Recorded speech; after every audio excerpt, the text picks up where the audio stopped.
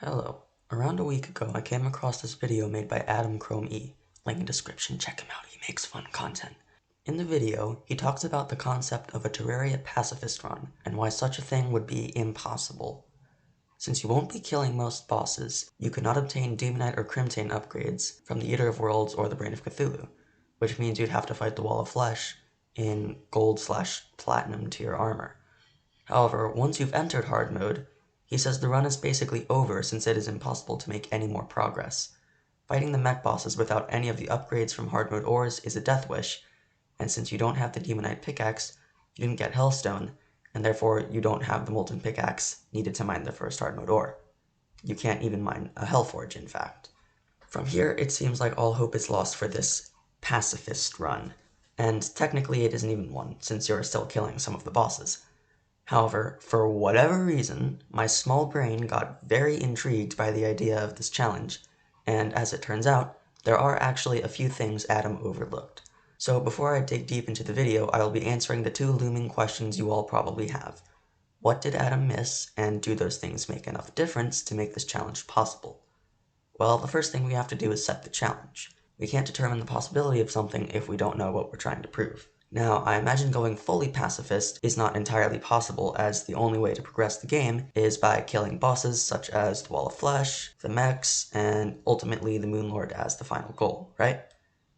I mean, you could just play the game without progressing at all, but where's the fun in that? So instead, let's say that the idea of pacifist run is to simply only kill what you have to kill, and nothing else. And of course, the ultimate goal of the challenge is to defeat the Moonlord. Is this possible?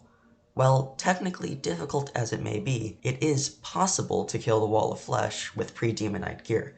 It's just very hard. The real question is, how do we defeat the mechs without hard mode ores?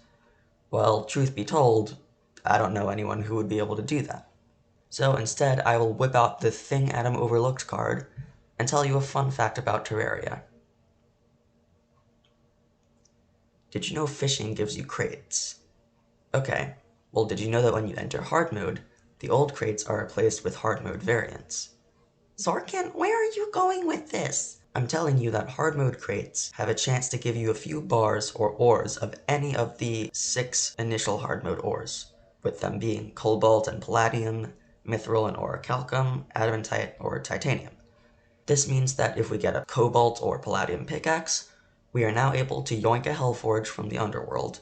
Combine that with 30 adamantite or titanium ores, whichever you get first, and bingo bango, we now have access to all the gear that the first 3 tiers of hard mode ore have to offer. From this point forward, it is now difficult, but possible, to continue the game. There are some decent upgrades you can make without killing anything, such as titanium armor, chlorophyte, but only wear the full set when you're fighting something you're allowed to kill, since the crystal from the set bonus doesn't care what can be killed or not. And even the post-Plantera upgrade, known as Shroomite, can be obtained, all without touching a single non-boss enemy. Sadly, there aren't many other choices, as the other 3 post-Plantera armor sets cannot be obtained. Tiki armor is sold by the Witch Doctor, but since killing Queen Bee does nothing in the grand scheme of things, you cannot kill it, and therefore the Witch Doctor, who requires Queen Bee's defeat to spawn, will not be present in the pacifist run, making the Tiki set a fantasy. Beetle armor has turtle armor in its crafting recipe, which requires the mass murder of annoying physics-defying tortoises. Look, I know they're annoying, but you can't kill them. Spectre armor requires ectoplasm, which you can only get from killing dungeon spirits, which in turn are spawned by killing other dungeon mobs.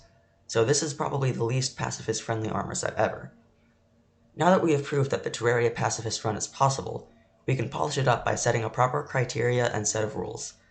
The only things you are allowed to defeat are Demonize, any pre-hard mode enemies from the dungeon except the dungeon slime, any corruption or crimson enemies that drop rotten chunk or vertebrae, Skeletron, the Wall of Flesh, the 3 mech bosses, Plantera, Golem, the Lunatic Cultist, everything in the Lunar Event, and of course, the Moonlord. Wait, why are we allowed to kill the things on the first 3 indentations? Anyways, farms are not allowed. Intentionally killing enemies with traps is not allowed. However, if the enemy activates the trap itself and dies from it, that is okay, even if you lead it there. Because let's be honest, getting an enemy to do most of anything is hard enough, So if you manage to get it to kill itself, you deserve whatever it gives you, and plus you never touch the enemy. Player-placed lava is a no-go, but natural lava is okay for the same reason the enemy causing their own demise is okay. While you are allowed to kill enemies that drop rotten chunk or vertebrae, and while they do drop Souls of Night, you cannot kill any enemies from the Hollow. But Xorkent, I need Souls of Light for the mech bosses! I know, but there's a pacifist route alternative for that, which is... fishing! Again. Fishing divine crates from the Hollow and defiled or Hematic crates from the evil biomes will give you Souls of Light and Crystal Shards, Souls of Night and Cursed Flames, and Souls of Night and Ichor, respectively. Since these are hard mode crates, they also give you some of the ore, so fish in your world's Hollow or evil biome to save yourself some time. I will be starting a pacifist playthrough that will serve as a progression guide to anyone who wants to try this challenge themselves. Feel free to check that out if you want. But if you decide to take on this challenge, there is one more thing I would like to say. Moving through this challenge will require quite some skill and forward thinking. Defeating the Wall of Flesh with pre-Demonite upgrades will be a bumpy ride on its own. It will be tempting to swat away the Hellbats while you build your bridge, or just obliterate all the zombies and possessed armor outside. But remember, you can't do that. Blood Moon? Too bad. Solar Eclipse? I sure hope it's pre-Plantera, or your behind is getting kicked by the Mothrons. Wraiths? Let them be. Goblin army, pirates, or, God forbid, a Martian invasion? You know, at first I thought you'd have to fight the invasion, because otherwise it will never end. But then I realized that, actually, you can survive. You can go about your day, as usual. The only difference is, there's millions more enemies spawning, that you still can't kill. So, if one spawns, leave it alone, and endure the suffering of what a world is like where there's a never-ending invasion and you can't fight back. Oh, and if you messed up big time and let a Martian invasion spawn in, well, it was nice knowing you. Also, unless the goblins and their invasion miraculously end themselves slowly by natural means, accessory slots are going to be even more precious than they already are. Without the goblins defeated, the Tinkerer cannot be found, and in short, you don't have the Tinkerer's Workshop, which means you can't combine those beautiful accessories to make space for more. If, after listening to all that, you still want to start this challenge, I'll see you on the other side, fellow pacifist. And when we get there, neither of us will be the same.